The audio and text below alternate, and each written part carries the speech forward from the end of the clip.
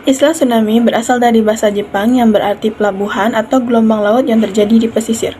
Tsunami terjadi akibat adanya pergeseran atau patahan di dasar samudra sehingga air tersedot ke dasar laut. Kemudian, berbalik arah setelah penuh mengisi patahan. Makanya, sebelum terjadi tsunami, air laut akan surut. Jadi, syarat terjadinya tsunami adalah adanya patahan di dasar laut. Namun, hal ini belum tentu terjadi walau kekuatan gempa di atas 7 skala Richter. Dampak yang ditimbulkan dari bencana tsunami. Dampak yang ditimbulkan dari bencana tsunami sangatlah luar biasa karena gulungan ombaknya yang akan menyapu dan menghancurkan daerah yang dilewatinya. Sehingga dampak yang ditimbulkan oleh tsunami adalah korban jiwa yang sangat besar. Seringkali kejadian tsunami yang datangnya sangat mendadak dan masyarakat tidak siap. Untuk itu, kerugian yang didapatkan sangatlah besar. Jadi, dengan kejadian ini diperlukan sosialisasi kepada masyarakat tentang tsunami. Pertanda sebelum terjadi tsunami biasanya didahului oleh gempa besar di atas 6 skala Richter. Efek dari gempa dangkal kurang dari 30 km di dasar laut. Yang kedua, tiba-tiba air laut mendadak surut akibat air laut tertarik ke arah patahan setelah terjadi gempa. Dan ini menandakan gelombang yang sangat besar akan segera datang. Yang ketiga, setelah gelombang ombak pertama yang datangnya normal, akan diikuti oleh gelombang yang sangat besar. Keempat, waktu gelombang besar menuju pantai. Terlihat air laut sangat gelap dengan suara gemuruh yang sangat menyeramkan. Ini pertanda tsunami sedang menuju pantai. Dan yang terakhir, biasanya bila kita berdiri di dekat pantai, maka akan terasa adanya hembusan air laut yang sangat terasa baunya dan sangat menusuk.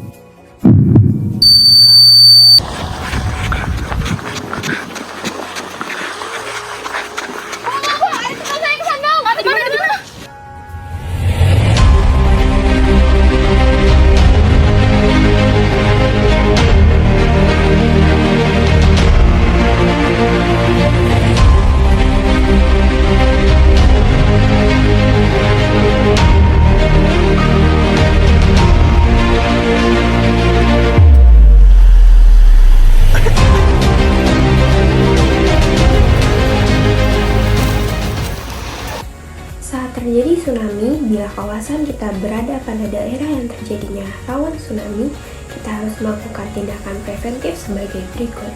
1. Membuat daerah pemecah ombak di sepanjang pantai. 2.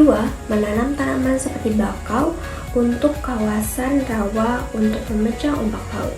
Ketiga, menanam pohon pelindung seperti pinus, waru, ketapang, beringin, dan kelapa di sepanjang pantai yang kering. Keempat, membuat benteng atau tembok penahan ombak di sepanjang pantai, seperti di pantai timur Jepang.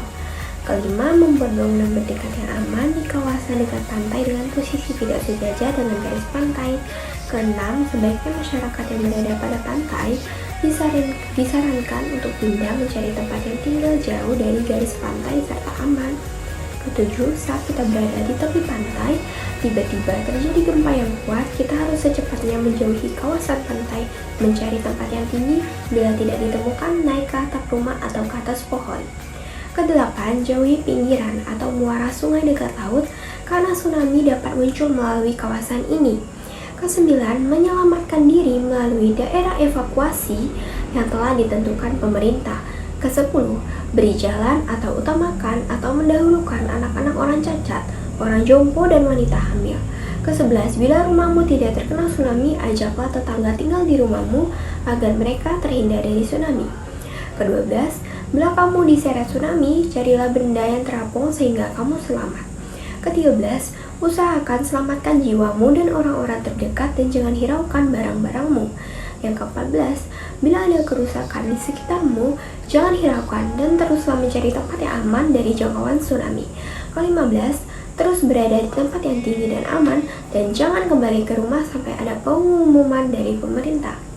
Ke-16, tetap di tempat dan berpegangan dengan kuat sampai gelombang yang datang betul-betul tidak berbahaya lagi. Ke-17, Bila kamu berpegangan pada pohon, usahakan menghadap ke laut. Jangan sampai membelakangi laut, agar kita terhindar dari benda-benda yang keras yang dibawa oleh ombak. Membalikan badan dapat dilakukan waktu ombak kembali ke laut. 3. Setelah tsunami. Setelah bencana berlalu, walau kita dalam suasana duka, sebaiknya kita memperhatikan hal-hal yang masih mungkin akan mendatangkan bahaya kepada kita, dan sekaligus juga sebagai upaya agar kita tidak merasa terpuruk secara psikologis. Hal-hal yang harus dilakukan setelah tsunami berlalu adalah sebagai berikut. A.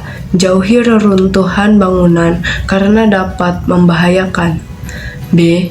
Hindari kawasan instalasi listrik. Bila ada gejala yang mencurigakan, laporkan kepada instansi terkait. C. Hindari memasuki kawasan yang mengalami kerusakan kecuali sudah dinyatakan aman. D. Melapor kepada instansi terdekat bahwa rumahmu salah satu yang terkena musibah tsunami. E. Bila sudah terdata, segera bangun kembali kehidupan baru. Jangan sampai terlalu lama larut dalam keterpurukan. F. Melakukan konsolidasi dan mengumpulkan warga yang kamu kenal untuk segera bangkit. Usahakan mengumpulkan barang-barang yang masih mungkin digunakan, termasuk menguburkan jenazah dan berdoa bersama. G. Kerjasama dengan LSM atau bantuan lainnya, termasuk dengan pemerintah untuk membentuk kehidupan baru. H. Bila suasana sudah kembali normal, jangan sampai lupa menceritakan kepada sanak keluarga tentang musibah yang terjadi dan upaya yang harus dilakukan untuk menghindari peristiwa serupa. Hey hey hey Indonesia, siapkan diri kita. Saatnya menerapkan budaya sadar bencana. Mulai dari diri, keluarga dan komunitas, agar lebih siap menghadapi bencana dan tak ada lagi korban jiwa.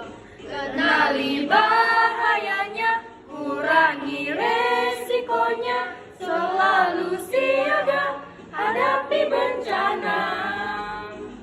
Kenali bahayanya, kurangi resikonya dengan mitigasi atau evakuasi. Kita sadar bencana, kita siap bersama, kita tangguh hadapi bencana.